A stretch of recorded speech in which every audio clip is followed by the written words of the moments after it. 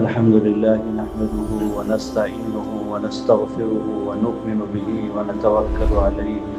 ونعوذ بالله من شرور أنفسنا ومن سيئات أعمالنا من يهده الله فلا مضل له ومن يضلله فلا هادي له ونشهد أن لا إله إلا الله وحده لا شريك له ونشهد أن سيدنا ونبينا ومولانا محمدا عبده ورسوله صلى الله تعالى عليه وعلى آله وصحبه وبارك وسلم تسليما كثيرا كثيرا. أما بعد، فقد قال الله تبارك وتعالى في القرآن المجيد والفرقان الحميد: أعوذ بالله من الشيطان الرجيم، بسم الله الرحمن الرحيم. هو الذي بعث في الأميين رسولا منهم يتلو عليهم آياته ويزكيهم ويعلمهم الكتاب والحكمة. وقال تعالى: قل إن كنتم تحبون الله فاتبعوني يحببكم الله. وقال تعالى: وذروا ظاهر الإثم وباطنه. وقال تعالى: فقلت استغفروا ربكم إنه كان غفارا. وقال تعالى: ما آتاكم الرسول فخذوه وما نهاكم عنه فانتهوا. وقال تعالى: إنا عرضنا الأمانة على السماوات والأرض والجبال فأبين أن يحملنها وأشفقن منها وحملها الإنسان إنه كان ظلوما جهولا. وقال النبي صلى الله عليه وسلم: التائب من الذنب كمن لا ذنب له. وقال عليه الصلاة والسلام: طوبى لمن كان له في صحيفته استغفارا كثيرا. وقال عليه الصلاة والسلام: لكل شيء سقال وسقالة القلوب كثرة ذكر الله. وقال عليه الصلاة والسلام: كفى بالموت واعظا، أو كما قال عليه الصلاة والسلام. صدق الله العظيم وصدق رسوله النبي الكريم. نحن على ذلك لمن الشاهدين والشاکرین والحمد لله رب العالمین. معزز علماء کرام اور عزیز دوستو، ہمارا یہ اجتماع ہم سب کے سرپرست اور مربی، نمونۂ اسلاف، جانشین فقیہ الامت حضرت مولانا ابراہیم صاحب دامت برکاتہم وعمت فیضہم کے ایمان اور حکم اور منشے کے مطابق یہاں ہم جمع ہوئے ہیں.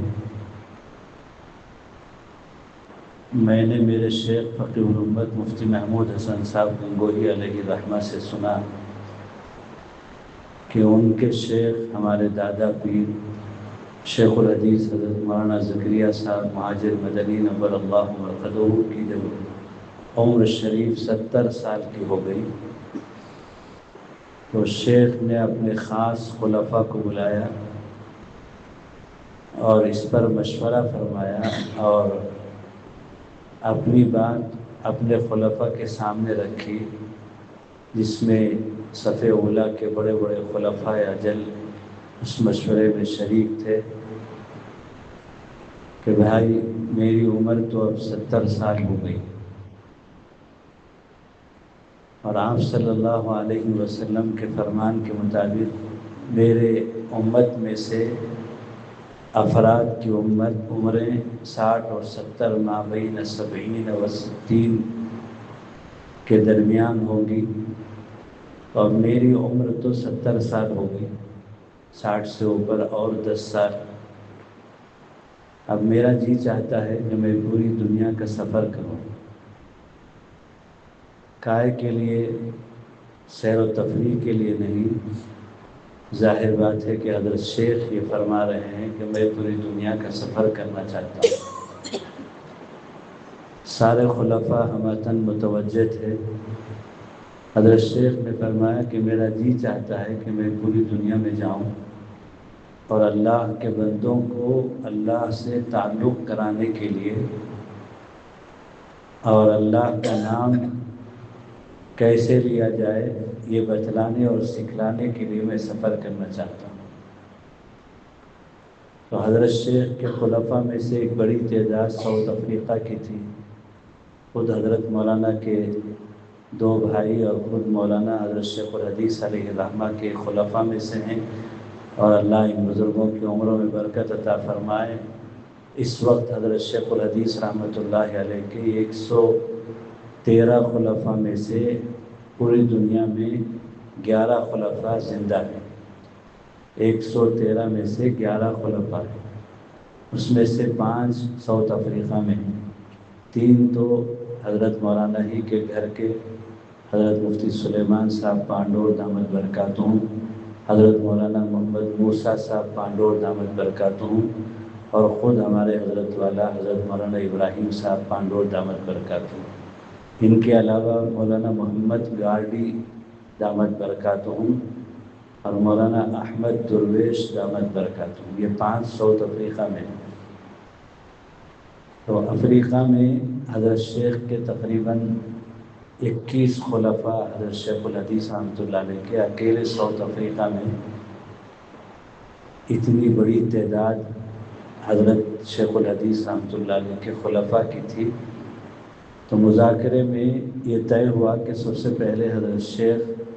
اپنے اس سفر کا آغاز ساؤتھ افریقہ سے کریں گے۔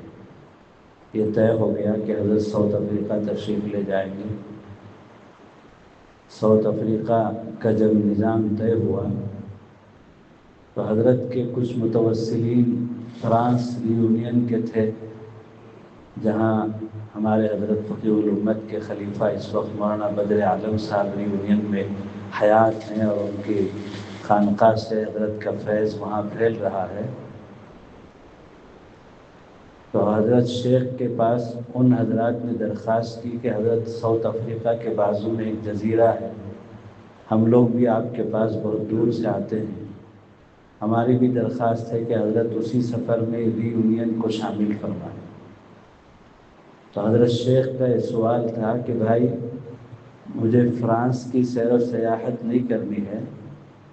میں نے تو بتا دیا کہ میں اللہ کے بندوں کو اللہ کا نام سکھانے کے لیے پوری دنیا کا سفر کرنا چاہتا ہوں، تو اس لیے مجھے یہ معلوم ہو جائے کہ ری یونین میں کتنے لوگ مجھ سے تعلق قائم کریں گے اور اللہ کا نام لینا سیکھیں گے، پھر میں اس کو طے کروں۔ وہ زمانہ تو آج کی طرح سے کمیونیکیشن کا زمانہ نہیں تھا۔ 2 دن کے اندر ان حضرات نے اس زمانے کے رابطے کی شکلیں اختیار کر کے اطلاع دی کہ 3 حضرات تیار ہیں جو حضرت کے اس سفر میں حضرت سے توبہ کریں گے اور بیعت کریں گے اور اصلاحی تعلق قائم کریں گے اور اللہ کا نام لینا سیکھیں گے۔ تو حضرت شیخ نے فرمایا کہ بس میرا سفر وصول ہو جائے گا، میں وہاں بھی جاؤں گا۔ پھر حضرت لندن بھی تشریف لے گئے۔ اس وقت تو حضرت کے ذوق کا حال یہ تھا کہ حضرت کو اٹھا کر لے جایا جاتا تھا، حضرت چلنے پھرنے سے بھی معذور تھے اور حضرت کی آواز بالکل بند ہو گئی تھی۔ حضرت کے لبوں کی حرکت کو آواز میں مولانا عبدالحفیظ صاحب مکی اور مولانا یوسف مطالعہ یہ منتقل کر کے مجمع کو سناتے تھے کہ حضرت کیا فرما رہے ہیں۔ حضرت کی آواز ہی نہیں آتی تھی، لبوں کی حرکت ہوتی تھی۔ تو حضرت مولانا ابراہیم صاحب کا اس وقت منشا یہ ہے، ادھر 2-3 سال سے میں یہ محسوس کر رہا ہوں کہ مولانا چاہتے ہیں کہ ہر مدرسے میں خانقاہی نظام قائم ہو جائے اور ہر بستی میں خانقاہی نظام قائم ہو جائے، اور مولانا مفتی شفیق صاحب دامت برکاتہم یہاں تشریف فرما ہے۔ معذرت کے ساتھ مجمع کے سامنے ہی میں اپنے جذبات کا اظہار کرنا چاہتا ہوں کہ یہ شروعات ہوئی ہیں اور اللہ کرے یہ افتتاح بھی محمود ہو اور اس کا اختتام بھی محمود ہو، اور یہ سلسلے میں اضافہ ہو کہ رمضان کے بعد شوال، ذوالقعدہ، ذوالحجہ، محرم، سفر، اس وقت سفر میں ہم چل رہے ہیں، تو ان دنوں میں حضرت کے حکم پر یہ نظام 2 روزہ کل جمعے کے بعد سے لے کر آئندہ کل اتوار کی اشراق تک میں نے پورا نظام دیکھا، بڑی خوشی ہوئی۔ حضرت کے منشے کے مطابق سارے اوقات کو گھیرا گیا ہے اور محفوظ کیا گیا ہے، اور احباب آپ لوگ لگے ہوئے ہیں۔ میری تو یہ دعا بھی ہے، میں دعا کل سے کر رہا تھا کہ یہ سلسلہ 4-5 مہینے میں ایک مرتبہ یا سال میں 2 دفعہ نہیں بلکہ ہر مہینے ہو۔ اس پر باضابطہ مفتی صاحب اپنے رفقا سے مشورہ کریں، اور اس مجلس کے اختتام پر اس کا اعلان ہو جانا چاہیے کہ ہر مہینے یہ مجلس 24 گھنٹے کی کس وقت ہوگی، مہینے کے آخری سنیچر میں یا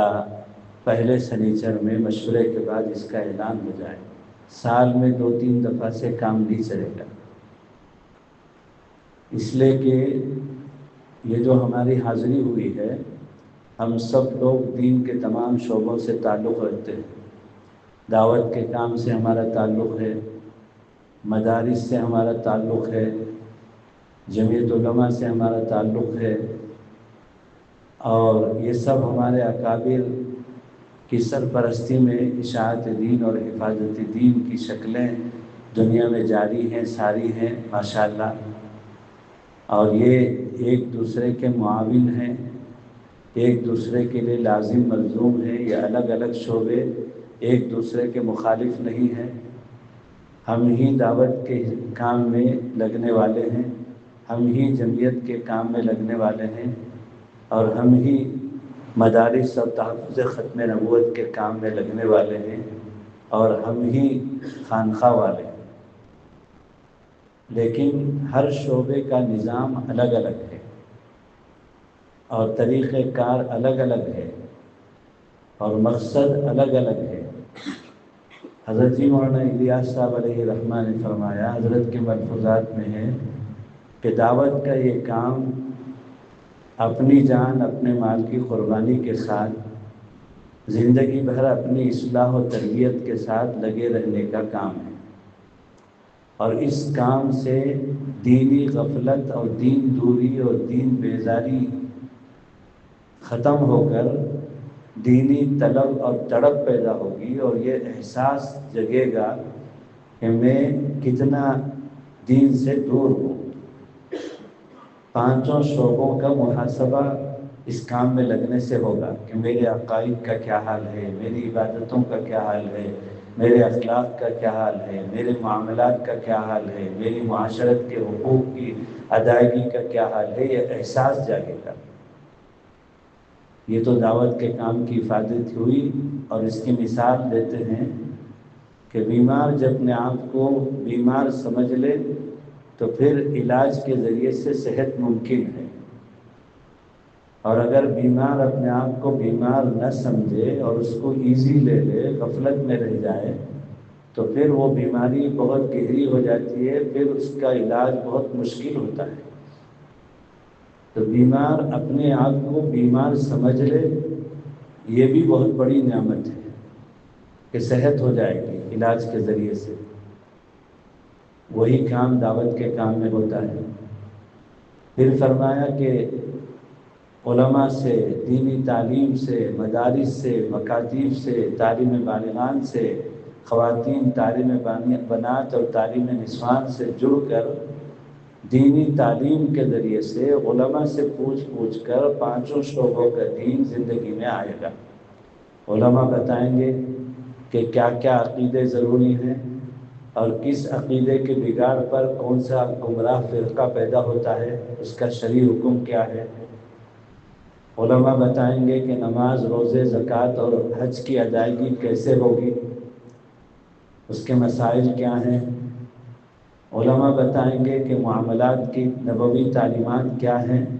ترکے میں، قرضے میں، امانت میں، تجارت میں۔ علماء بتائیں گے کہ ہمارا ایک دوسرے کے ساتھ زندگی گزارنے کا نبوی طریقہ کیا ہے، محبتوں والی زندگی کس کو کہتے ہیں۔ علماء بتائیں گے کہ ایک دوسرے کے حقوق کیا ہیں جو شرعی اعتبار سے ہم پر لازم ہوتے ہیں۔ ماں باپ ہیں تو اولاد کے حقوق، اولاد ہیں تو ماں باپ کے حقوق، شوہر ہے تو بیوی کے حقوق، بیوی ہے تو شوہر کے حقوق، یہ سارا علماء بتائیں گے۔ اور 100% 500 شعبوں کا دین علماء سے تعلق سے اور دینی تعلیم سے ہماری زندگیوں میں آئے گا۔ پھر آگے فرماتے ہیں کہ جب دینداری زندگی میں آئے گی تو اب نفس مچلنا شروع کرے گا، شیطان اور نفس کا حملہ ہوگا۔ جہاں مال ہوتا ہے وہاں چوری ہوتی ہے، ڈاکو وہی ڈکیتی کرتے ہیں جہاں مال ہوتا ہے۔ سلمس میں، جھوپڑ پٹی علاقے میں کبھی چور نہیں جاتے، اور وہ مالدار علاقے میں گھس جاتے ہیں کہ جس گھر میں بھی ہم ہلہ بولیں گے کچھ نہ کچھ ملے گا۔ تو جب مومن کے اندر دینداری آتی ہے تو پھر نفس و شیطان کا حملہ بھی ہوتا ہے، اور نفس و شیطان کچلتے ہیں اہل اللہ کی صحبت میں، جس کو قرآن کے الفاظ میں کونوا مع الصادقین، کونوا مع الصادقین، کونوا مع الصادقین، جگہ جگہ پر اللہ تعالیٰ نے کہا کہ اہل اللہ کے ساتھ رہو، اہل اللہ کے ساتھ رہو، تو پھر نفس کچلے گا۔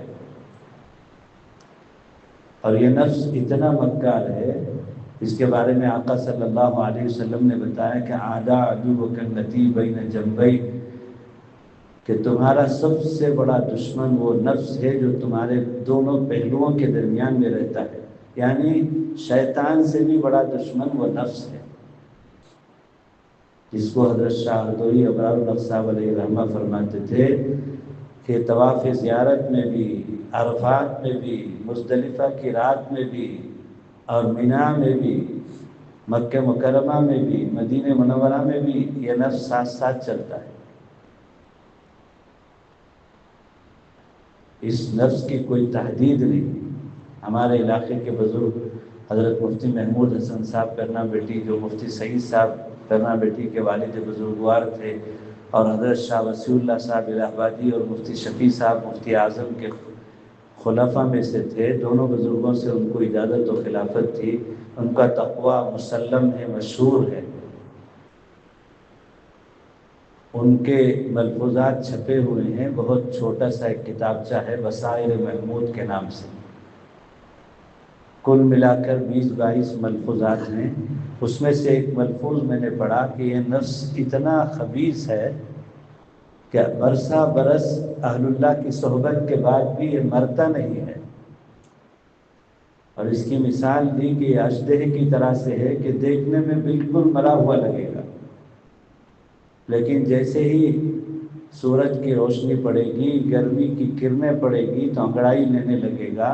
اور اس کے اندر اللہ نے یہ طاقت رکھی ہے کہ پورے انسان کو سانس میں کھینچ کر اپنے اندر نگل لیتا ہے۔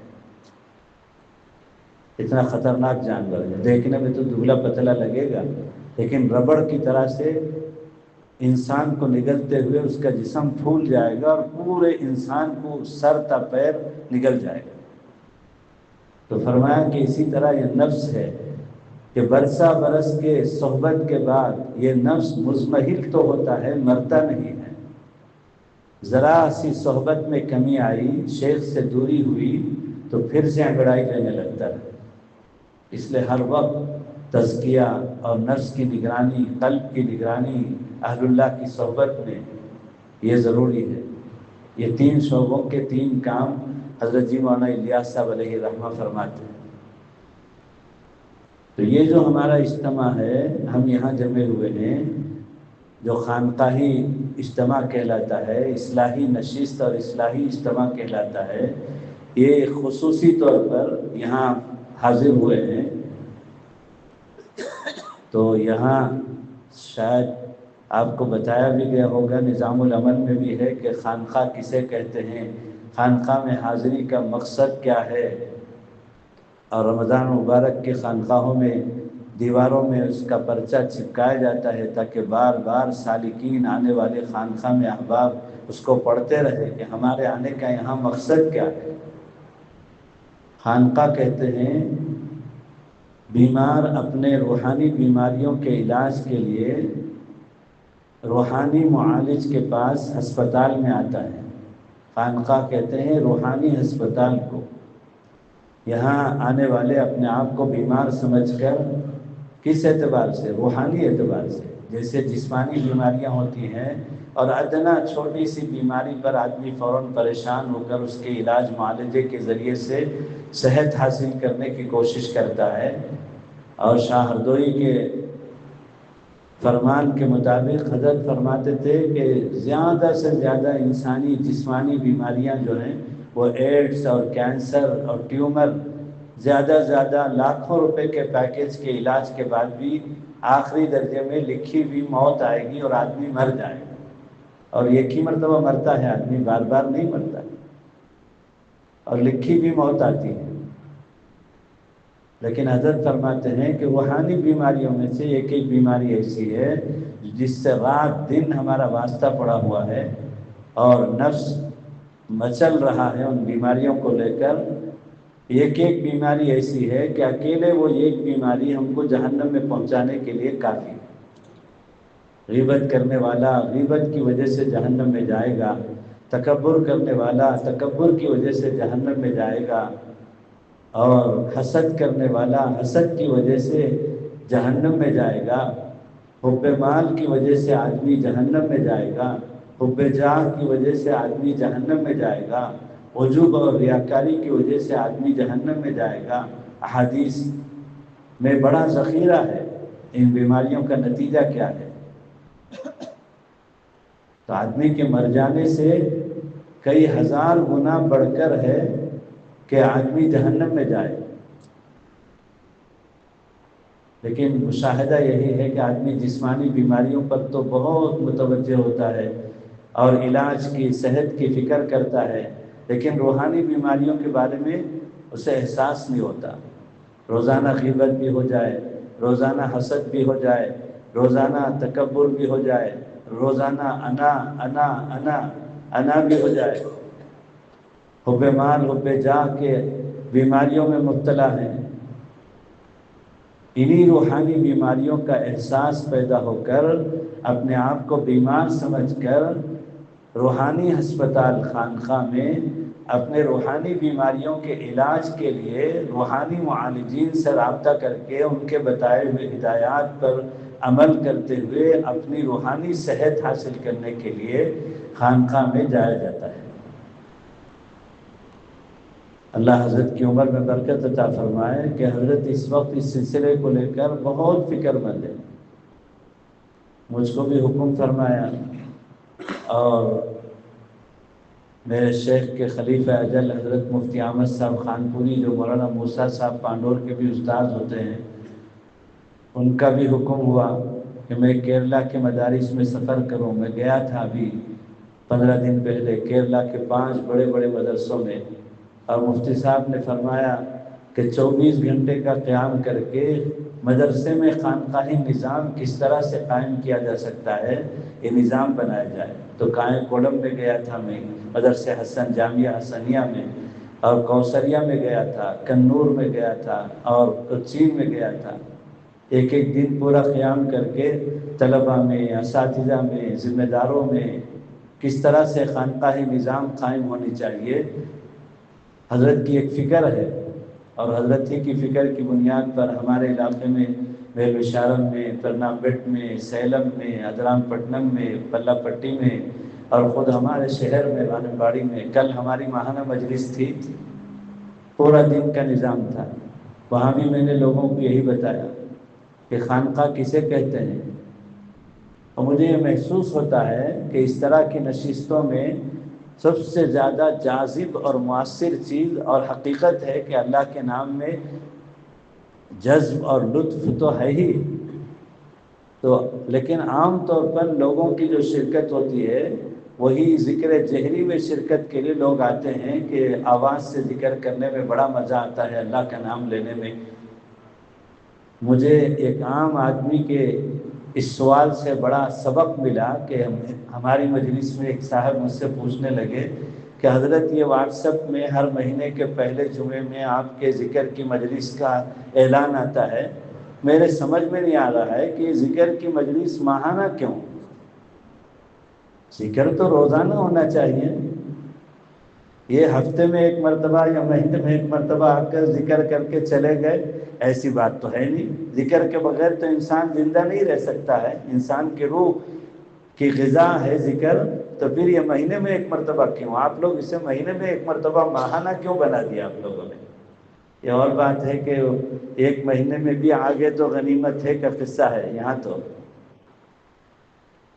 لیکن ہمارے اکابر کا منشا ہے کہ یہ سہمائی سے ماہانے میں جائے، ماہانہ سے ہفتہ واری میں جائے، ہفتہ واری سے ہر دن ہو۔ ہم نے جو ہمارے مشائخ کے ہاں، میرے شیخ کے ہاں دیکھا ہے، وہ تو روزانہ کی مجلس تھی،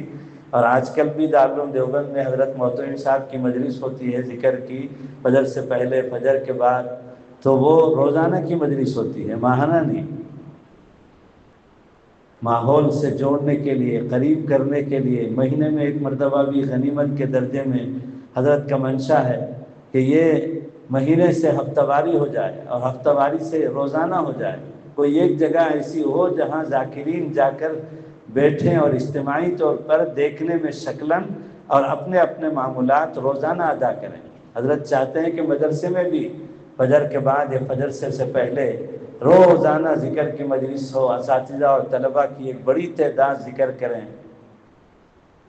ابھی میں مفتی صاحب بھی شورا میں گئے تھے، دارالعلوم کی شورا میں، اور مفتی صاحب کے حجرے میں بھی نامزد دارالعلوم کے مہمان خانے میں ان کا حجرہ تھا، تو فجر کے بعد میں جھانک کر دیکھا ملنے کے لیے مفتی صاحب سے ملاقات کے لیے، تو مفتی صاحب آرام فرما رہے تھے، تو میں دور سے زیارت کر کے آ گیا، اور بہت سارے اراکین شورا سے ملاقات بھی ہوئی، مولانا رحمت اللہ صاحب سے، مولانا انوار صاحب سے، مفتی مولوی محمود صاحب کھیروا سے، اور مفتی اسماعیل صاحب سے، مولانا بدر الدین صاحب سے۔ پھر آگے مجھے جانا تھا، میں نکل گیا، کئی بزرگوں کے پاس میں نے حاضری دی۔ میرا معمول ہے، میں بھی سہارنپور کی شورا ساتھ ساتھ میں ہوتی ہے تو وہاں جانا ہوتا ہے، تو حضرت حکیم کلیم اللہ صاحب دامت برکاتہم سے اس وقت حضرت مولانا ابراہیم صاحب ہی کے حکم سے میرے شیخ کے وفات کے بعد میں نے بیعت کیا، رجوع کیا حضرت مولانا ابراہیم صاحب دامت برکاتہم سے، لیکن مولانا نے میرے لیے تجویز کیا کہ میں علی گڑھ جاتے آتے رہوں حضرت حکیم کلیم اللہ صاحب کے پاس، تو اس لیے مظاہرالعلوم کی شورا اور دارالعلوم کی شورا ساتھ ساتھ ہوتی ہے، آگے پیچھے، تو میں دارالعلوم کی شورا میں بھی حضرت حکیم صاحب کے ساتھ انہی کے قیام گاہ میں، جو میرے شیخ کے اصل خانقاہ ہے، خلوت گاہ ہے چھتے والی مسجد میں، وہیں حضرت حکیم صاحب قیام کرتے ہیں تینوں دن، میں وہیں رہتا ہوں، اب بھی تھا میں ساتھ میں۔ تو آگے پیچھے جب شورا کی نشستیں ہوتی ہے تو ہم باہر نکل کر تھانہ بون میں، جلال آباد میں، رائے پور میں، گنگوں میں حاضری دے لیتے ہیں، تو ہر جگہ میں گیا،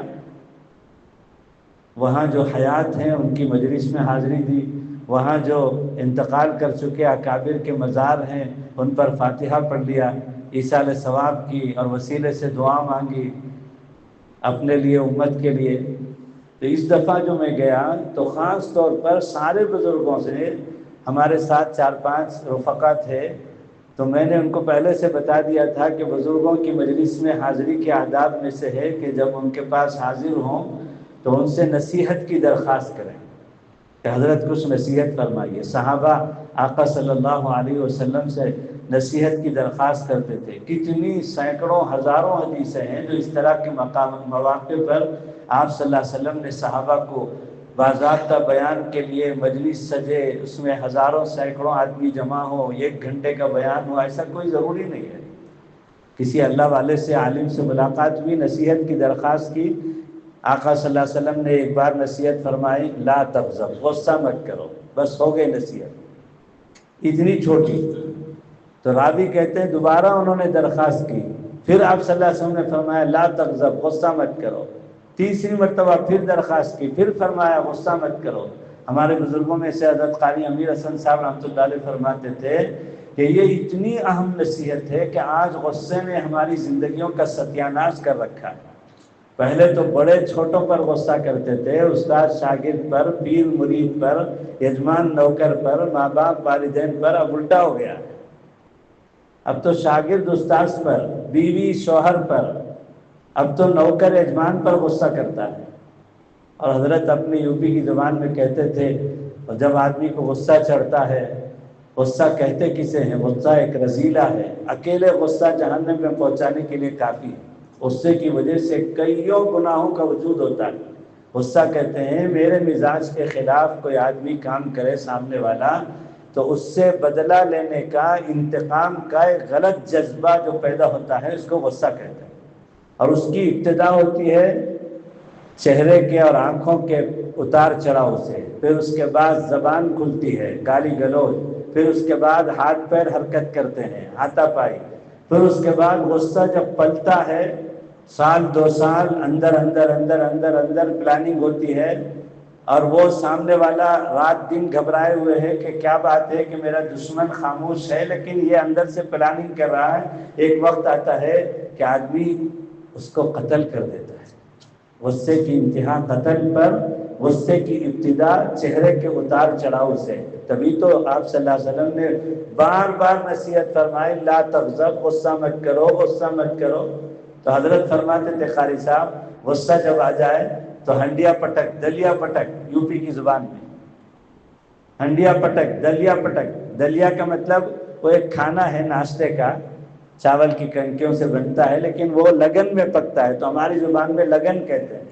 ہنڈیا پٹک، لگن پٹک۔ اب میں نے اس میں اضافہ کیا ہے، میں سناتا رہتا ہوں ساتھیوں کو، ہنڈیا پٹک، دلیا پٹک، موبائل پٹک۔ 70,000 کا موبائل بس ختم۔ لگن اور دلیا اور ہنڈیا تو پھر سے چپک جائے تو جا کر اس کو تھپک کر ٹھیک کر لیں گے، لیکن موبائل 70,000 کا پھر سے اسمبل نہیں ہوتا۔ غصہ تو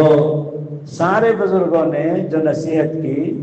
اس طرح سے ہمارے ساتھیوں نے جب درخواست کی، ایک تو نصیحت کی درخواست، ایک تو دعا کی درخواست، یہ بزرگوں کی مجلس میں حاضری کے آداب میں سے۔ ہم کو کھانا کھلانے کا تو بہت شوق ہے، بہترین انواع و اقسام، دسترخوان میں جگہ نہیں، فل نعمتوں کی بارش، لیکن کبھی ہم نہیں کہتے۔ حضرت قاری صاحب نے مجھے حکم فرمایا، قاری امیر حسن صاحب نے، کہ جس گھر میں کھانا کھاؤ وہاں 5-10 منٹ نصیحت بھی کر دو، گھر ہی میں جو لوگ جمع ہیں، بڑا فائدہ ہوتا ہے اس کا۔ تو ہمارے ساتھیوں نے ہر جگہ، رائے پور میں، جلال آباد میں، تھانہ بون میں، گنگو میں، سہارنپور میں، دیوبند میں، حضرت مولانا ارشد صاحب کی خدمت میں، حضرت مولانا نعمت اللہ صاحب کی خدمت میں، حضرت مولانا عبد الخالق صاحب کی خدمت میں، سب جگہ محترم صاحب کی خدمت میں ہم گئے۔ تو ہمارے ساتھیوں نے جب درخواست کی کہ حضرت نصیحت فرمائیے، تو پورے بزرگوں کی نصیحتوں کا، حضرت حکیم صاحب کی، میں دارالعلوم اور مذاہب کے شورا کے بعد پھر الگ سے علی گڑھ بھی گیا، 2 دن میرا وہاں قیام رہا، پھر میں اس کے بعد واپس ہوا۔ تو ہر جگہ کی نصیحتوں کا یہی خلاصہ کہ ہم اپنے روحانی بیماریوں کے علاج کے لیے متوجہ ہوں اور اہل اللہ کے سامنے اپنی بیماریوں کا اظہار کر کے ان کے بتائے ہوئے ہدایات اور ان کے بتائے ہوئے ریاضات اور معمولات پر عمل کر کے روحانی اعتبار سے اپنے صحت کی فکر کریں۔ ایک نصیحت تو یہ فرمائی، دوسری نصیحت یہ فرمائی کہ دلوں کی غفلت اور دلوں کی کثافت اور غلاظت ذکر اللہ کی کثرت سے صاف ہوتی ہے۔ رائے پور کا پیغام یہی ہے، تھانہ بون کا پیغام یہی ہے، جلال آباد کا پیغام یہی ہے۔ جلال آباد میں بتایا حضرت کے پوتے نے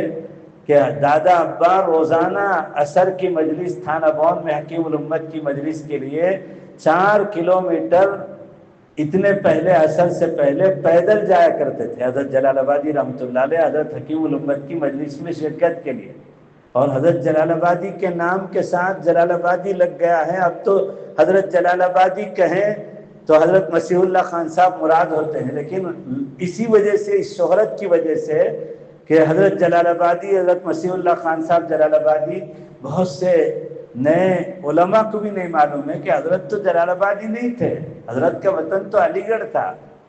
اور علی گڑھ کے بہت اعلیٰ درجے کے خاندان، شیروانی خاندان کے حضرت تھے، جہاں دین بھی تھا، جہاں دنیا بھی تھی، لیکن اپنے شیخ کے پاس آئے تھانہ بون تو وہیں کے ہو کر رہ گئے، اور شیخ سے گزارش کی کہ میں مستقل جانا آنا نہیں رکھنا چاہتا، مجھے کہیں قریب میں آپ بٹھا دیں، تو حکیم الامت نے ان کو جلال آباد میں بٹھایا تھا، وہی قبر بنایا۔ تو میں یہ کہنا چاہتا ہوں کہ خانقاہ کسے کہتے ہیں؟ روحانی بیمار اپنے آپ کو بیمار سمجھ کر اپنے بیماریوں کے علاج کے لیے روحانی ہسپتال خانقاہ میں روحانی معالج کے پاس حاضر ہونے کا نام خانقاہ ہے۔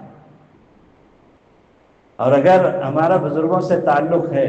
ہمارے اندر سے بیماریاں ختم نہیں ہوئی، رسمی تعلق ہے، اللہ معاف فرمائے، میں تو اپنی خانقاہ میں بار بار کہتا ہوں کہ یہاں کی حاضری کو رسمی مت بناؤ، کہ صرف ذکر کی مجلس کے لیے آواز سے ذکر لذت کے ساتھ کرنے کے لیے حاضری دیتے ہیں۔ بہت بڑی بات ہے کہ حضرت گنگوئی رحمۃ اللہ علیہ نے فرمایا مولانا الیاس صاحب کو اور مولانا یحییٰ صاحب کو،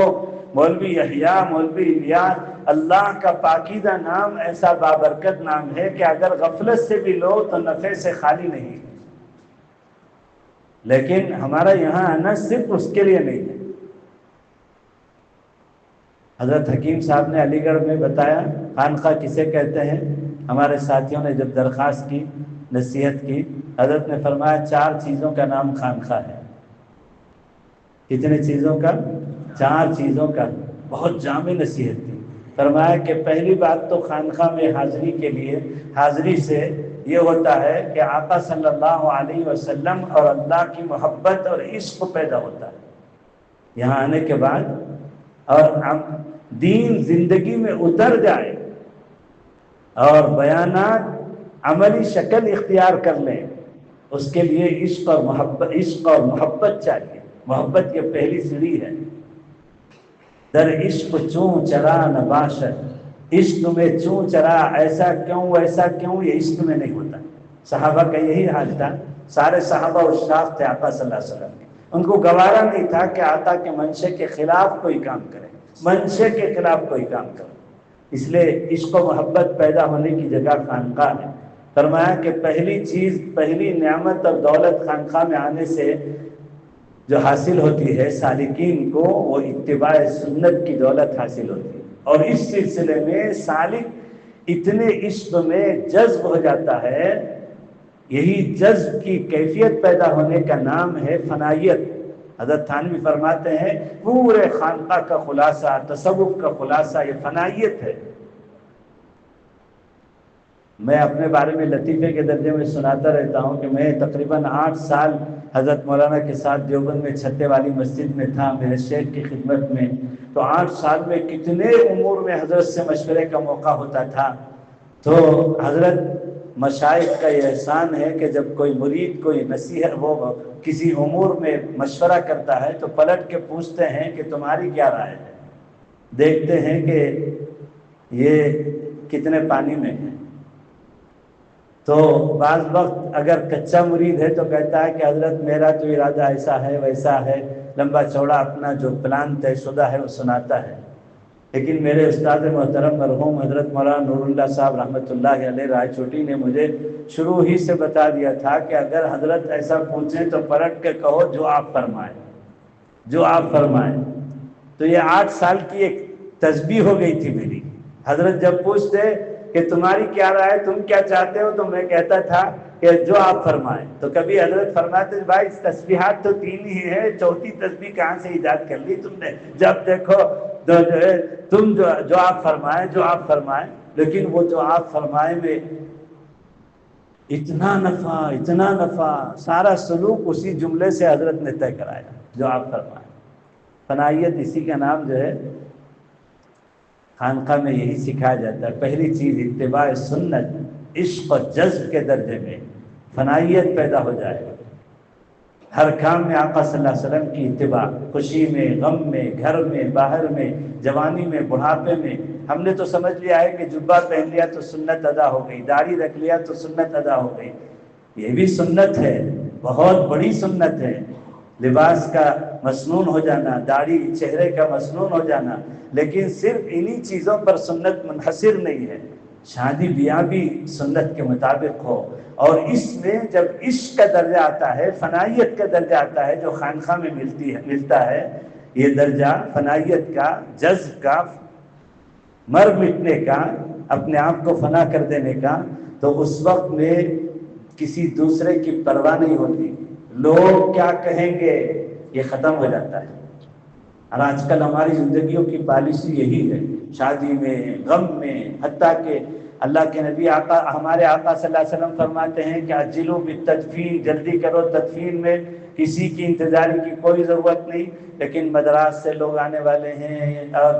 بنگلور سے لوگ آنے والے ہیں، دبئی سے بیٹا آ جائے گا، اس بیٹے کے بغیر کیسے جنازہ اٹھ جائے گا، لوگ کیا کہیں گے کہ اتنی جلدی اٹھا دیا، مرنے کے انتظار میں تھے، لوگ کیا کہیں گے، لوگ کیا کہیں گے، لوگ کیا کہیں گے، خوشی میں، غم میں، اسی میں ہماری زندگی برباد ہو رہی ہے۔ اور اسی کو کچلنے کی جگہ ہے خانقاہ۔ عشق و مستی پیدا ہو جائے اور آقا صلی اللہ علیہ وسلم کی زندگی سے اتباع کا تعلق پیدا ہو جائے کہ ہر کام میں غیر اللہ کی پرواہ کیے بغیر آقا صلی اللہ علیہ وسلم کی نقل۔ یہ حضرت حکیم صاحب نے فرمایا، پہلی دولت جو خانقاہ میں ملتی، اور دوسری دولت گناہوں سے حفاظت۔ اس کو 4 تا سے یاد رکھ سکتے ہیں، یہ میں نے مخفف کیا ہے، 4 تا سے۔ اتباع سنت کی تا، پہلی تا، دوسری تا گناہوں سے حفاظت کی تا۔ حضرت شاہ رضوی فرماتے تھے، ایک آدمی دوائی بھی کھا رہا ہے، کشتہ بھی کھا رہا ہے، مقویات بھی کھا رہا ہے، ڈرائی فروٹس بھی کھا رہا ہے، بد پرہیزی بھی کر رہا ہے، کوئی فائدہ نہیں، اس کی بیماری میں اسے صحت نہیں ہوگی جب تک پرہیز نہیں کرے گا، دوائی کے ساتھ پرہیز۔ حتیٰ کہ ایسا تو ہو سکتا ہے کہ کوئی آدمی، ابھی ہمارے سیٹ صاحب بہت دبلے نظر آ رہے تھے، تو میں نے پوچھا، بہت دنوں کے بعد دیکھا ہوں میں، کیا بات ہے، آدھے ہو گئے ہیں؟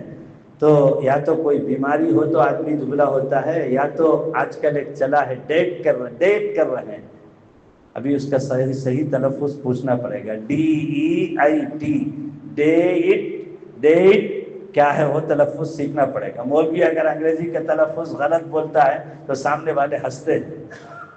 حالانکہ میں تھوڑا بہت انگریزی پڑھا ہوا ہوں۔ یو پی والے جو ہے منسپالٹی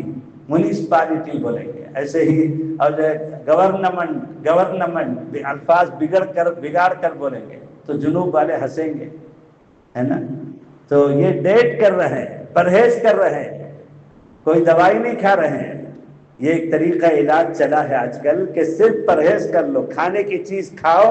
نہیں کھانے کی چیز مت کھاؤ، کب کھانا ہے تب کھاؤ، جب نہیں کھانا ہے تب مت کھاؤ، جتنا کھانا ہے اتنا کھاؤ، اس سے زیادہ مت کھاؤ۔ اور یہ طریقہ آقا صلی اللہ علیہ وسلم نے 1450 سال پہلے بتا دیا کہ اپنے پیٹ کو 3 حصے میں تقسیم کرو، ہے نا؟ ضرورت سے زیادہ ڈکار، حضرت شیخ بھی لکھتے ہیں کہ اتنا مت کھاؤ افطاری میں سحری میں کہ کھٹی ڈکاریں دن پر چلتی رہے۔ ہاں، تو گناہوں سے پرہیز، گناہوں سے حفاظت جب تک نہیں کرے گا، ایسا ہوتا ہے اشراق بھی پڑھ رہے ہیں، تہجد اوابین اور چاش بھی پڑھ رہے ہیں، پیر اور جمعرات اور 13 اور 14 15 کے روزے بھی رکھ رہے ہیں، کبیرہ درجے کے گناہوں میں بھی مبتلا، اور ان نوافل عبادات کی وجہ سے اپنے آپ کو 30 مار خاں بھی سمجھ رہے ہیں کہ ماشاءاللہ میری گاڑی تو اب پٹری پر چل رہی ہے، میں تو سالوں سے اشراق میری نہیں چھوٹی۔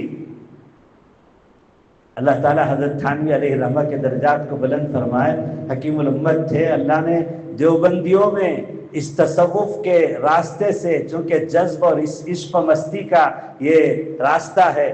غیر محسوس طریقے سے بہت ساری خلاف شرع داخل ہو جاتی ہیں چیزیں، تو اللہ نے حضرت کو مجدد الملت بنایا، یعنی دھلائی اور صفائی۔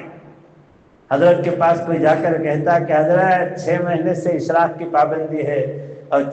9 مہینے سے تہجد کی پابندی، حضرت کہتے وہ سب کنارے رکھو، وہ تمہارے نامہ اعمال میں درج ہو رہا ہے، تمہارے آنکھ کا کیا حال ہے، کان کا کیا حال ہے، زبان کا کیا حال ہے، اور کتنے گناہ تم سے سرزد ہو رہے وہ بتاؤ۔ ڈاکٹر کے پاس تو بیماری بتائی جاتی ہے، صحت تھوڑی بتائی۔ میرا پیٹ کا نظام بہت بہترین ہے، کان بھی ماشاءاللہ بہت اچھا سن رہا ہے، اور آنکھیں بھی، نظریں بہت اچھی ہیں، تو ڈاکٹر کہے گا کہ شاید روٹ کراس ہو گیا ہے ان کا، میرے پاس آ گئے ہیں۔ میرے پاس تو بیماریاں سنانے کے لیے لوگ آتے ہیں۔ آج کل یہی ہو گیا ہے کہ جا کر اپنی لمبی چوڑی کارگزاری اور جو ہے اچھائیوں کی، خیر کی، وہ بھی سنانا چاہیے دعا لینے کے لیے۔ اور اس کے لیے ایک جملہ یوں ہو سکتا ہے کہ الحمدللہ حضرت کے بتائے ہوئے اور جو ہے معمولات پر پابندی ہو رہی ہے، لیکن اصل جو بتانے کی چیز ہے وہ بیماری بتانے کی چیز ہے، گناہوں سے حفاظت۔ یہ خانقاہ کی دوسری نعمت ہے، دولت ہے خانقاہ میں جانے سے۔ اگر یہ ہے تو ہمارا خانقاہوں میں جانا مفید اور نافع ہے، اور اس کے لیے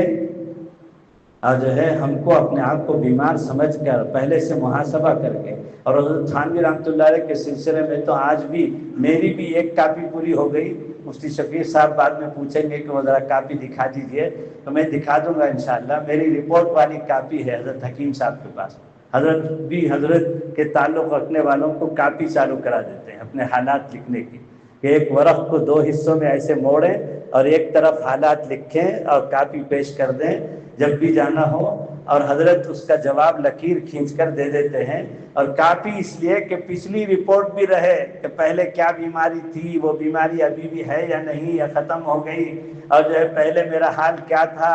اب کچھ جو ہے دین اور اچھائیاں اور خصائل اور جو ہے کیا کہتے ہیں صفات میری زندگی میں پیدا ہوئے، میرے اندر کی برائیاں جو 8 مہینے پہلے تھی شیخ کی صحبت کی وجہ سے وہ کم ہوئی کہ نہیں ہوئی، رپورٹ دیکھتے رہنے کے لیے کاپی۔ ابھی بھی میں گیا تھا تو لکھ کر پیش کیا تھا حضرت کے پاس میں۔ اور اگر صرف خوبیاں لکھتے ہیں کہ ماشاءاللہ اشراق کی پابندی ہے، اوابین کی پابندی ہے، سب ہے، تو حضرت ایک لکیر کھینچ کر اللہ تعالیٰ استقامت دے، قبول فرمائے، فقط والسلام محمد کلیم اللہ۔ اور اگر بیماریاں لکھتے ہیں تو ایک بیماری کے پاس لکیر کھینچ کر حضرت جواب لکھتے ہیں۔ غیبت کی بیماری ہے، آنکھ کی حفاظت نہیں ہو رہی ہے، نماز میں جی نہیں لگ رہا ہے، گناہ کی طرف لذت اور رغبت بڑھ رہی ہے، جواب لکھتے ہیں حضرت۔ تو گناہوں سے حفاظت، اس کا احساس، اور اس کو شیخ کے سامنے بتا کر اپنی ان گناہوں کا علاج معلوم کریں۔ آپ تربیت الطالبین کل سے سن رہے ہیں، میں نے دیکھا معمولات میں وہ ہے حضرت کے مکتوبات فقیہ الامت، بہت عجیب، اللہ اکبر، دنیا بھر کے لوگ اپنے حالات جو میرے شیخ حضرت فقیہ الامت کے پاس لکھتے تھے، اور حضرت اس کے جواب میں جو باتیں اس کے علاج میں لکھواتے تھے، ہر اللہ والے سے تعلق رکھنے والا، کسی سے بھی تعلق ہو، ان کو وہ مکتوبات فقیہ الامت اور تربیت الطالبین کا مطالعہ پابندی سے کرنا چاہیے۔ بہت ساری چیزوں کا حل تو اسی میں مل جائے گا، اسی میں مل جائے گا، جو آپ شیخ کے پاس کہنا چاہتے ہیں وہ سب اس میں مل جائے گا۔ اور اللہ حضرت کی عمر میں برکت دے۔ مولانا ابراہیم صاحب تو اپنے مریدین پر، مرید کو چاہیے کہ شیخ سے تعلق رکھے، لیکن میں نے کہا نا کہ اب ہر چیز میں الٹی ترتیب چل رہی ہے، تو اب شیوخ کے لیے ضروری ہو گیا ہے کہ اپنے مریدین سے تعلق رکھیں۔ تو حضرت مولانا اس کو اتنا نبھاتے ہیں، حضرت سے تعلق والے جو احباب ہیں ان کو تجربہ ہے کہ ادھر ٹیکسٹ میسیج لکھ کر بھیجو یا وائس میسیج بھیجو، اب خطوط لکھنے کا زمانہ ختم ہو گیا ہے، تو اس وقت میں تعلق کے ذرائع ہیں، تو ادھر اگلے 5 منٹ کے اندر حضرت مولانا کا جواب، الا ہے کہ کوئی اہم مشغولیت میں حضرت بیان میں ہوں یا کہیں جو ہے کسی اہم مشغولیت میں ہوں، ورنہ تو فوراً حضرت کا جواب آتا ہے۔ یہ سب کو تجربہ ہے، اتنے ہزاروں مریدین ہیں حضرت کے۔ مجھے تعجب ہوتا ہے، اللہ تعالیٰ ان بزرگوں کی رہبری کرتے ہیں اور ان کے اوقات میں برکت دیتے ہیں کہ ہر مرید کا جواب دیتے ہیں۔ ایسے ہی ہوا ایک مرتبہ وسیع اللہ خان صاحب رحمۃ اللہ علیہ کے پاس جلال آباد میں سامنے بیٹھا ہوا تھا، حضرت لیٹے ہوئے ایک خط کا جواب لکھ رہے تھے، پہلے خط کھولا پھر پڑھا، پھر اس کا جوابی لفافے میں جواب لکھ رہے تھے، تو 2-3 منٹ میں جواب لکھ کر رکھ دیا، پھر دوسرا خط اٹھا لیا۔ تو مجھے دل میں خیال آیا کہ لکھنے والا کتنے اہتمام سے، کتنے دور سے، کتنے مہینوں کے بعد اپنے حالات لکھ رہا ہے، اور حضرت نے اٹھایا، بس 2 منٹ میں دیکھ کر جواب لکھ کر رکھ دیا۔ میرے دل میں اس طرح کا خیال آیا، حضرت کو کشف ہو گیا۔ حضرت نے فوراً فرمایا الحمدللہ، سالک جو خطوط لکھتے ہیں ہر خط کو دل سے توجہ کے ساتھ پڑھ کر ہر جز کے جواب لکھنے کی کوشش کی جاتی ہے۔ یہ حضرت کا جملہ تھا۔ مجھے دل میں ایک خشخشا خیال آیا اور ادھر حضرت کی زبان سے جواب مل گیا کہ ہر خط کو دل کی توجہ کے ساتھ پڑھ کر ہر جز کے جواب لکھنے کی کوشش کی جاتی ہے۔ ایسے ہی حضرت مولانا کا بھی حال ہے، اور حضرت مولانا کا تو یہ اضافہ ہے کہ بڑی محبت سے مولانا اپنے مریدین کی اصلاح کرتے ہیں۔ اللہ اکبر کبیر، بڑی محبت سے۔ تو اس لیے گناہوں سے حفاظت۔ تیسری چیز حضرت حکیم صاحب نے فرمایا، خانقاہ کا مطلب یہ ہے، خانقاہ میں آنے سے یہ نعمت ملتی ہے، اور یہ اگر مل رہی ہے اور اس کا فائدہ ہماری زندگی میں ہے تو ہماری خانقاہ میں آنا نافع ہے اور مفید ہے۔ فرمایا فکر آخرت، فکر آخرت کی تا، اتباع سنت کی تا، گناہوں سے حفاظت کی تا، فکر آخرت کی تا۔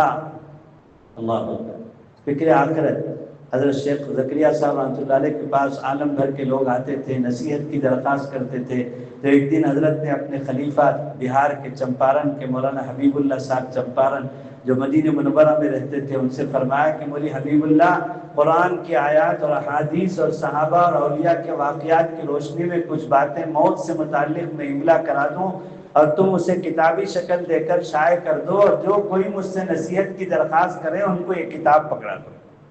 میں تو تقریباً 35 سال سے خانقاہ میں رمضان میں وہ کتاب تعلیم میں سنتے آ رہا ہوں، موت کی یاد جس کتاب کا نام ہے۔ ہم سب کو چاہیے کہ سال میں 1-2 مرتبہ اس کتاب کو ضرور پڑھیں۔ موت کی یاد، آقا صلی اللہ علیہ وسلم کی حدیث میں نے آپ کو پڑھ کر سنایا، کفا بالموت واعظا، کہ موت بہترین نصیحت ہے۔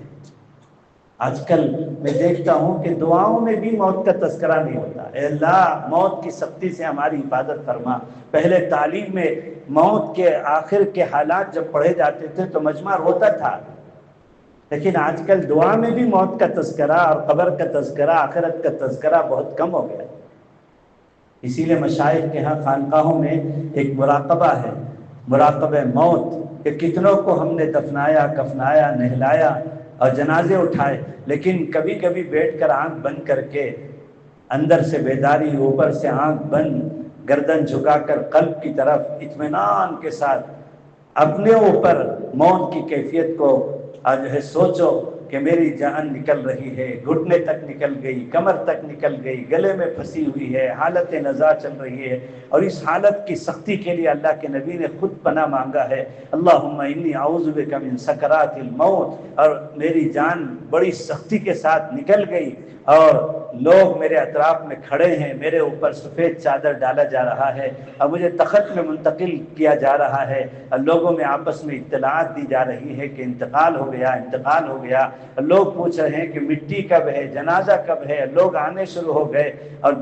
تدفین کا، جنازے کا اعلان ہو گیا، اور مجھے نہلانے کے لیے پانی گرم کیا جا رہا ہے، بیر کے پتے ڈالے جا رہے ہیں اور مجھے نہلایا جا رہا ہے، اور میت بالکل بے دست و پا دوسروں کے حوالے ہو کر، جو کبھی اپنا گھٹنا دکھانا بھی پسند نہیں کرتا تھا حیا کی وجہ سے، آج بالکل دوسروں کے حوالے ہو کر نہا رہا ہے، اس کو نہلا دیا گیا اور اس کے بعد اس کو کفنا دیا گیا، خوشبو لوبان لگا دی گئی، اور عورتوں کے درمیان میں رکھ کر گھر والوں کی زیارت کے لیے مرد الگ ہو گئے، چیخ و پکار سے گھر والیاں مجھے آخری رخصت کرنے کے لیے دیکھ رہی ہیں، زیارت کر رہی ہیں، اور اتنے میں مرد احباب آ کر چھین کر اور جو ہے تمام جذبات کو ایک طرف رکھ کر لے کر جا رہے ہیں، اور جنازے میں ڈولے میں رکھ کر مجھے لے جایا جا رہا ہے، مسجد میں ایک کنارے پر رکھ دیا گیا، اور فرض نماز اس وقت کی ہو رہی ہے، جنازے کا اعلان ہو رہا ہے کہ سنتوں کے بعد جنازے کی نماز ہوگی، اور احباب آ کر گھر کے خاص لوگ مجھے کندھے میں لے جا کر اس قبر کے پاس قریب میں رکھ دیتے ہیں ڈولے کو، جنازے کو، جو انتظار میں ہے کہ لاؤ میری امانت کو میرے حوالے کرو، اور کچھ خاص لوگ قبر میں اتر کر میت کو رکھتے ہیں اور گراہیں کھول کر اوپر آتے ہیں، اور ابھی تک جو محبتوں میں تھے وہ پیروں سے مٹی کھندلتے ہوئے اوپر آتے ہیں، اور کچھ آیات فاتحے کے طور پر پڑھ کر دعا کر کے چلے جاتے ہیں، اور اتنے میں فرشتہ آتا ہے، من ربک وما دینک وماذا تقول فی ھذا الرجل۔ یہاں سے آخرت کے مراحل شروع ہو گئے، اب یہاں کوئی ساتھ دینے والا نہیں۔ یہ اکابر کے ہاں خانقاہوں میں فکر آخرت مراقبہ موت کرایا جاتا ہے کہ کبھی کبھی ہفتے میں 1-2 مرتبہ اپنے اوپر موت کے حالات کو سوچو تو پتہ چلے گا، نفس قابو میں آئے گا، خواہشات کی زندگی سے حفاظت ہوگی۔ آدمی آخرت کو بھول جاتا ہے تو تعیش اور آخرت میں وہ خواہشات میں جاتا ہے۔ جب آخرت کا حضرت مولانا عمر صاحب پالنپوری رحمۃ اللہ علیہ فرمایا کرتے تھے، ہر نماز کو اس کیفیت اور استحضار اور دھیان کے ساتھ پڑھو کہ یہ آخری نماز ہے میری زندگی کی، اس کے بعد اگلے نماز کی مجھے توفیق ہوگی بھی یا نہیں۔ اور حقیقت ہے، عشاء پڑھ کر فجر میں جاگنا کوئی یقینی نہیں ہے، فجر پڑھ کر ظہر تک زندہ رہنا کوئی ضروری نہیں ہے۔ فکر آخرت کی تا، اتباع سنت کی تا،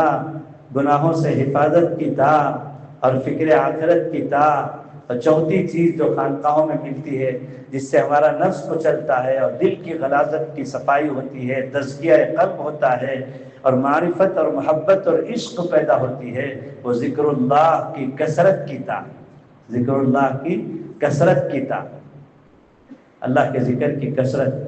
اور اس میں میرے شیخ مختلف اوقات میں مختلف مکتوبات میں جو بتایا کرتے تھے، 4 طریقے ہیں اللہ کے ذکر کے جس میں کسی کو پوچھنے کی ضرورت نہیں ہے۔ دعوت کے کام میں، خانقاہوں میں اور مدارس میں طلباء کو، علماء کو، عوام کو، تاجر کو فرسٹ ایڈ کے درجے میں عام پرمیشن کے ساتھ کہ بغیر کسی سے پوچھے کہ شیخ سے بھی پوچھنے کی ضرورت نہیں ہے، یہ 4 طریقے کا ذکر اللہ کو یاد کرنے کا سب اپنا معمول بنائیں۔ جتنے ہمارے ساتھی ہیں سب 4 طریقے کا ذکر روزانہ ہمارا بالکل نہ چھوٹے۔ ایک تو صبح و شام کی تسبیحات، تیسرا کلمہ، درود شریف، استغفار۔ میرے شیخ فرمایا کرتے تھے کہ تہجد سے لے کر اشراق تک صبح کا وقت ہے، ڈیڈ اینڈ ہونا چاہیے تاکہ ہم اس کو ٹارگٹ بنا کر پورا کر لیں، ورنہ کھینچتے رہیں گے تو صبح کی تسبیح دوپہر تک چلے، عصر تک چلے گی، ادھر عصر کا وقت آ جائے گا شام کی تسبیح کا، دونوں مل کر 50-50 100 ہو جائے گا، 100 200 کی بجائے۔ تو اس لیے جو ہے صبح میں اشراق تک پوری کر لیں، اور پھر اسی طرح سے شام کا وقت بتاتے تھے عصر سے لے کر رات کو سونے سے پہلے، بستر میں جانے سے پہلے تک۔ ساتھ ہی حیات الصحابہ کی تعلیم میں مچھردانی کا زب تیار کر کے اندر بیٹھ کر سنتے ہیں، اور جیسے ہی آثار شروع ہوتے ہیں کہ وآخر دعوانا الحمدللہ رب العالمین، رڑک جاتے ہیں بستر پر تسبیح ہاتھ میں۔ تو آدھی پاؤ پون تسبیح کے بعد تسبیح نیچے جا کر اٹک جاتی ہے، صبح اٹھ کر دیکھتے ہیں میری تسبیح کہاں، میں رات تو تسبیح ہاتھ میں لے کر تسبیح پڑھ رہا تھا، وہ تو نیچے اندر اٹکی ہوئی دوران کے بیچ میں۔ اس لیے تسبیح پوری ہونے تک بستر سے باہر بیٹھ کر تسبیحات پوری کر کے پھر بستر میں جائیں گے۔ میرے شیخ سے لوگ پوچھتے تھے حضرت پابندی نہیں ہوتی، پابندی کے لیے کوئی نسخہ بتائیے۔ حضرت فرماتے تھے کہ نفس کو کھانا اور سونا، فاسٹ فوڈ اور بہترین مچھردانی کی نیند۔ تو حضرت فرماتے تھے کہ صبح کی تسبیحات کو ناشتے سے جوڑ لو، کہ جب تک صبح کی 3 تسبیحات اور معمولات پورے نہیں ہوں گے ناشتہ نہیں کریں گے۔ اور حضرت فرماتے تھے کہ شیخ زکریا علیہ الرحمہ جس وقت میں 7 سال کی عمر میں حافظ قرآن ہو گئے تو ان کے ابا مولانا یحییٰ صاحب نے پابندی لگا دی کہ زکریا جب تک 1 منزل روزانہ کی پوری نہیں کرو گے ناشتہ نہیں ملے گا۔ حضرت شیخ فرماتے ہیں شروع میں تو کرانی ہوئی 1 منزل، وہ جو جادو سحر کے علاج کی منزل چھوٹی سی جو ہے وہ والی نہیں، قرآن کی جو منزل ہے 7 منزل میں قرآن، 5 پارے، 4.5 پارے، 5.5 پارے میں جو منزل ہے وہ والی منزل۔ حضرت شیخ فرماتے شروع میں تو گرانی ہوئی، لیکن ابا کی اس تدبیر کا اتنا بڑا فائدہ ہوا کہ زندگی بھر میرا معمول ہو گیا، 1 منزل اشراق تک میری پوری ہو جاتی اور میں مہمانوں کے ساتھ ناشتہ کر لیتا تھا۔ تو میرے شیخ فرماتے صبح کی تسبیحات کو ناشتے سے، رات کی تسبیحات کو سونے سے جوڑ دو، پابندی ہو جائے گی۔ جب تک شام کی تسبیحات پوری نہیں ہوگی بستر پر نہیں جاؤں گا۔ اور دوسری چیز ہے ذکر اللہ میں افضل الذکر تلاوت القرآن، قرآن پاک کی تلاوت صحت و تجوید کے ساتھ، نہ پڑھنا آتا ہو تو سیکھیں، ہر عمر میں سیکھیں۔ قرآن جب قاری تلاوت کرتا ہے تو اللہ جواب دیتا ہے، اللہ ساتھ ساتھ چلتا ہے۔ قرآن کی آیات کے بہترین ذکر ہے پابندی کے ساتھ، اور جتنا پڑھو گے اتنا وقت میں برکت ہوگی۔ 3 گھنٹے میں ایک قرآن پورا ہو جاتا ہے۔ میں نے دیکھا حضرت مولانا شفیق خان صاحب رحمۃ اللہ علیہ کو سیلم میں رمضان میں ایک دن کے لیے گیا تھا۔ مولانا انیس صاحب مفتی ابوالکلام صاحب کے والد بزرگوار حضرت شیخ علیہ الرحمہ کے خلیفہ کہ 10 بجے معتکف سے نکل کر ایک ستون کو ٹیک لگا کر حضرت بیٹھ گئے، میں پیچھے بیٹھا ہوا تھا۔ ٹھیک 11 بجے الف لام سورہ فاتحہ سے شروع کر کے ایک ایک ورق کی تلاوت کے ساتھ وَعَلَمُوا ختم پر حضرت 1 گھنٹے ٹھیک 11 بج رہے تھے، حضرت نے بند کیا اور فرمایا بھائی تعلیم کا وقت ہو گیا، سبھی حضرات بیدار ہو جائیں۔ حضرت نے خود 1 گھنٹے میں 10 پارے، اللہ اکبر۔ یہ قرآن پاک کا معجزہ ہے، جتنا پڑھو گے اتنا وقت میں برکت ہوگی۔ تو قرآن پاک بہترین ذکر ہے، روزانہ پابندی کے ساتھ۔ صرف فضائل کی صورتیں کہ مغرب کے بعد پابندی سے سورہ واقعہ پڑھ رہے ہیں کہ ایک عامل صاحب نے بتا دیا تھا کہ کبھی فقر و فاقہ نہیں ہوگا، اس لیے سورہ فاتحہ پڑھے بغیر بعض لوگ بات بھی نہیں کرتے۔ حضرت میں سورہ واقعہ پڑھ رہا تھا، کیا آپ بار بار بات کر رہے تھے؟ کیوں؟ اس لیے کہ فقر و فاقہ نہیں ہوتا نا، وہ والا نہیں، وہ والا بھی ہے، لیکن اس کے ساتھ ساتھ تسلسل کے ساتھ سورہ فاتحہ سے لے کر سال میں 2-3 مرتبہ صحت و تجوید کے ساتھ قرآن پاک کی ایک مقدار جس میں پابندی ہو، کم ہو لیکن پابندی ہو، اور جو ہے اس کی پابندی کریں۔ دوسرا طریقہ۔ تیسرا طریقہ، مصنون دعاؤں کا اہتمام کریں۔ آقا صلی اللہ علیہ وسلم نے پیدائش سے لے کر موت تک اذان اور تکبیر، اور پھر اللہ، کلمہ طیبہ، شہادتین، 5 کلمے، مکتب، پھر ہر وقت کے ختم اور شروع کی دعائیں، ہر موقع کی دعائیں، پھر اخیر میں من کان آخر کلامہ لا الہ الا اللہ دخل الجنہ، شہادتین اور کلمہ طیبہ کے ساتھ دنیا سے چلے۔ مومن کی زندگی کو ہر مرحلے میں دعاؤں سے جوڑ دیا آقا صلی اللہ علیہ وسلم۔ اس کو یاد کریں اہتمام سے، جتنا یاد ہے اس کو عمل میں لائیں۔ بڑی تاثیر اور طاقت ہے مصنون دعاؤں کی۔ اور پھر چوتھا طریقہ، ہر کام کو اتباع سنت کے مطابق کریں انشاءاللہ۔ جو کام کھانا پینا، یہ ہمارے دین کی خوبی ہے، کھانا پینا اور سونا جاگنا بشری ضرورتیں بھی اگر اور جو ہے کیا کہتے ہیں سنت کے مطابق ہو جائے تو وہ بھی دین ہے، وہ بھی عبادت ہے۔ تو یہ 4 طریقے ہیں جس میں کسی کی اجازت کی ضرورت نہیں۔ اور 2 طریقے ہیں مشائخ کے خانقاہ میں، ایک تو ذکر جہری، اللہ والوں سے اجازت لے کر جتنا وہ کہیں، جیسے وہ بتائیں اس طریقے کے مطابق پابندی سے، اور ایک مراقبہ۔ یہ ذرا پاورفل ڈوز ہے، یہ as the direction of physician ہے، یہ پوچھ کر پینے کا ہے۔ 5 ملی، 10 ملی اور 15 ml کتنا ہے یہ پوچھ کر، اور 6 مہینے تک کم از کم یہ 4 طریقوں کی پابندی ہو جائے تو پھر آگے بڑھنا ہے۔ زندگی بھر یہی 4 طریقے پر نہیں رہنا ہے، فرسٹ ایڈ ہی میں آگے بھی بڑھنا ہے، ذکر جہری میں بھی۔ تو خانقاہ میں حاضری کا مقصد ہم اپنے روحانی بیماریوں کا علاج کرنے کے لیے روحانی معالج اور طبیب اللہ والوں سے، مشائخ سے جڑ کر اطلاع اور اتباع کے راستے سے اپنے قلب اور نفس کی نگرانی کے لیے حاضر ہوتے ہیں۔ اسی کے لیے آپ کو بلایا گیا ہے، اور اس کے لیے رسمی طور پر مہینے میں 1 دفعہ یا سال میں 1 دفعہ، یہ تو اکابر کا احسان ہے کہ انہوں نے آخری عشرے کا نظام چلایا ہوا ہے، سال میں 1 مرتبہ بیٹری چارج کرنے کے لیے اور انرجی ٹانک پلانے کے لیے، ورنہ تو جو ہے ہر ہفتے میں 1 مرتبہ شیخ سے رابطہ کریں، اور جس طرح سے رابطہ ہو سکتا ہے اپنے حالات کو سنائیں، ٹیکسٹ میسیج سے، وائس میسیج سے، اور تحریر لکھ کر کے پیش کریں، اور اپنے حالات سنا کر ان کے ہدایات پر عمل کرتے ہوئے نگرانی کریں گے، زندگی گزاریں گے تو قلب کی اور نفس کی نگرانی ہوگی، اور نفس کچلے گا، اور نفس و شیطان کے مکر و فریب سے بچ کر، خواہشات والی زندگی سے بچ کر، یہ 4 چیزیں خانقاہ میں آپ کو نعمت ملے گی: اتباع سنت، اور گناہوں سے حفاظت، اور فکر آخرت، اور ذکر اللہ کی کثرت کریں گے انشاءاللہ۔ اللہ مجھے بھی توفیق دے۔ میں تو حاضر ہوا تھا، یہاں بہت بڑے بڑے بزرگ لوگ تشریف فرما ہیں، مفتی سید صدیق صاحب ہیں، اور مولانا مفتی اسد صاحب ہیں، اور مفتی کلیم صاحب ہیں، اور خود یہاں خانقاہ کے پیر حضرت مفتی شفیق صاحب ہیں، اور حضرت مولانا ابراہیم صاحب دامت برکاتہم کی توجہات ہے، وہ کارگزاری لے رہے ہیں، سلام آپ کو کہلوایا ہے، پوچھ رہے ہیں کیسے چل رہی ہے خانقاہ۔ تو اس لیے آپ اپنے آپ کو محتاج سمجھ کر، احسان سمجھ کر نہیں، اپنے آپ کو محتاج سمجھ کر جب بھی آپ کو بلایا جائے آپ آئیں، اور اپنے شیخ سے جس کا جس سے تعلق ہو، جو احباب تعلق میں ہیں الحمدللہ، جن کا ابھی تک کسی شیخ سے تعلق نہیں ہوا وہ قلبی رجحان اور استخارے کے بعد کسی اللہ والے سے جڑ جائیں۔ اللہ والے کے سائے کے بغیر اور ان کی رہبری کے بغیر رہبر کے ہم ہرگز منزل میں دنیا میں تجربہ ہے کہ آج کل جو جدید کمیونیکیشن کی رہبری کی شکل گوگل اور میپ ہو گیا ہے، کتنی آسانی کے ساتھ آدمی اجنبی جگہوں میں پہنچ جاتا ہے اس کے رہبری کی وجہ سے۔ رہبر کے بغیر ہم اپنی منزل پہ، ہم کو اللہ تک پہنچنا ہے، اللہ کے رسول کا سامنا کرنا ہے تو کسی اللہ کے ولی کا سایہ ضرور چاہیے، ان سے تعلق ضرور چاہیے۔ نفس اور قلب کی نگرانی انہی کے زیر سایہ ہوتا ہے۔ اللہ مجھے اور آپ کو سب کو توفیق عطا فرمائے اور حقیقی معنوں میں اہل اللہ سے ہمارا تعلق اللہ تعالیٰ پیدا کر دے، اور ہم اپنے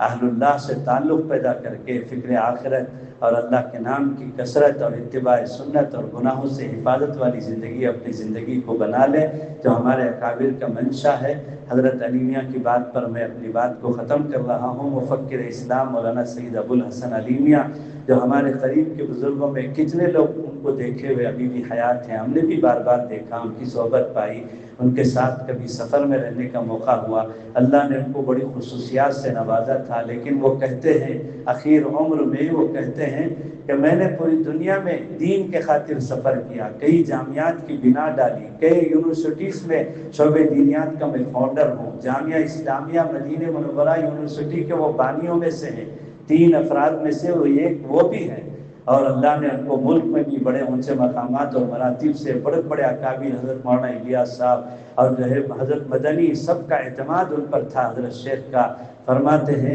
کہ مجھے جو سب سے زیادہ مؤثر ترین طریقہ زندگی میں اصلاح کا اور جو نفس کے کچلنے کا جو طریقہ میں نے پایا وہ اہل اللہ کی صحبت اور اکابرین کی صحبت۔ مجھے قرار آیا حضرت مولانا الیاس صاحب کی صحبت میں بنگلے والی مسجد میں، مجھے قرار آیا حضرت رائے پوری کی صحبت میں رائے پور میں، مجھے قرار آیا شیخ الاسلام کی خانقاہ میں دیوبند میں، مجھے قرار آیا کچے گھر میں حضرت شیخ الحدیث مولانا زکریا صاحب کی صحبت میں۔ حضرت مولانا علی میاں کا یہ ملفوظ ہے اور وہ زندگی کا خلاصہ بتاتے ہیں۔ اور آج کل جو فتنوں کا دور ہے، آخری درجے میں ارتداد کی لہر سوشل میڈیا کے ذریعے سے بڑی تیزی کے ساتھ پھیلائی جا رہی ہے، اور مسلم نوجوان بچے اور بچیوں کو جو ٹارگٹ کیا ہے آج کے اس قرب قیامت کے فتنوں کے دور میں بھی سب سے زیادہ مؤثر ترین طریقہ، اگر ہمارا نوجوان بچہ، ہماری نوجوان بچی کسی اللہ والے سے جڑ جائے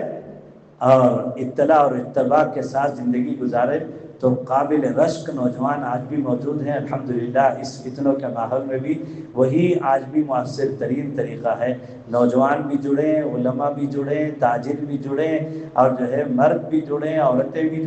جڑیں گے تو انشاءاللہ تعالی فائدہ ہوگا، اور رسمی طور پر نہیں اپنے حالات کو سناتے رہیں گے، اطلاع اور اتباع کے ساتھ چلیں گے، انشاءاللہ فائدہ ہوگا۔ اللہ توفیق عطا فرمائے۔ سبحان اللہ و بحمدہ، سبحانک اللہم و بحمدک، اشہد ان لا الہ الا انت، نستغفرک و نتوب الیک۔ نماز کی تیاری۔